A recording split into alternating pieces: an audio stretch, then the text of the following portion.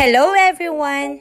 For today's vlog ay medyo busy-bisihan nga tayo dito. Araw ng linggo at palabas naman ako para sa suppliers day ko. Dumaan muna nga ako saglit dito sa kabilang bahay para sunduin si Kuya Allen. Ngayong araw pala ang second day ng paggagawa naman nila dito sa may karahe namin. Let's say, open area na ginagawa. Diba nga madalas may okasyon kami at nauulanan kami dyan sa labas. Kaya't naisipan ng kuya ko na magpagawa daw dun. Anyway, papunta naman ako dun sa supplier namin.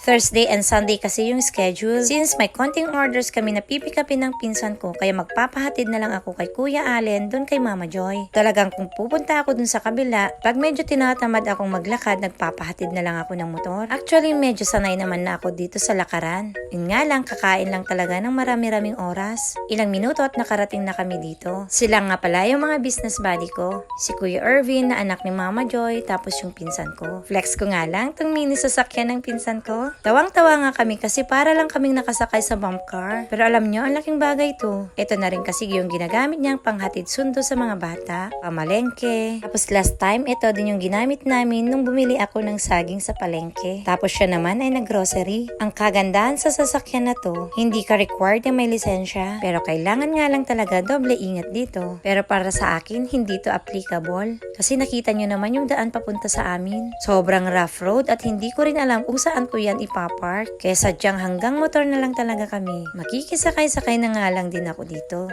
At kapag supplier day, ito na yung gamit namin. Instead na mamasahe, siya pa yung masasave namin. Kung yung motor ko naman ay hindi kakasya dun yung mga orders ko. Ang smooth nga ng takbo nito kasi tingnan nyo naman yung daan dito sa amin. Ilang minuto nga lang at na-pick up na namin yung mga items. Ito palang kinukuha namin kay supplier. Cash basis lahat yan. Yung mga pinupost ko sa personal account ko. Kung ano lang yung mga orders, yun lang naman yung ino-order ko kay supplier. Pre-ordering kasi lahat yun. Hindi naman ako pwedeng mag-stock ng maraming items. Kasi yung small amount ng capital ko ay hindi mag-move. Konti nga lang pala yung pinapatong namin sa price dito. Para sa amin kasi kahit konti yung kita basta fast moving. Hindi rin masyadong hassle sa amin kasi sobrang lapit lang naman ni supplier. At isa pa, hindi na rin kami namamasahe sa pagpunta dun. Halos lahat nga pala ng napapag-usapan namin ng pinsan ko ay about business. Ang ganda nga talaga ng tandem namin. Wala kasing competition na nangyayari. Ito yung tinatawag na maturity. Anyway, after supplier, hinatid na pala ako dito. Pero hindi na ako nagpahatid hanggang dun sa looban. Kasi nga yung daan namin ay medyo matubig-tubig pa. Sabi ko hanggang dito na lang ako sa bungad. Magpapasundo na lang din ulit ako kay Kuya Allen. Pero alam nyo, ako pa rin yung nagbuhat ng table kong yun. Nakauwi na pala ako dito sa bahay. At ilang minuto nga lang, dumating na rin si Aling Makulit galing ng church. Kanya, every Sunday, nagcha-church nga tong batang to. Ngayon, dito nga siya dumiretso sa bahay kasi may nakita siyang mga kalaro dito. At ito nga pala ulit yung ginagawa nila dito sa area na to. I'm sure maraming magiging role nito. Silungan ng motor, lugar para sa family gathering. Pwede na rin maging sampayan. Pati dito pala sa gitna namin ay inaayos na rin nila. Banda dyan kasi ay medyo tumutulo dahil may butas-butas nga pala yung bubong. Nagpahinga nga lang ako saglit at nag-lunch. Pagkatapos, nag-proceed naman ako dito sa next schedule ko. Marami nga pala kasi akong orders para sa event namin. Anyway, yung event na to ay yung meet-up ng dogs dito sa Nueva Vizcaya. May order nga kasi sa akin si event organizer na banana chips. 50 packs yun at ilang araw ko din gagawin.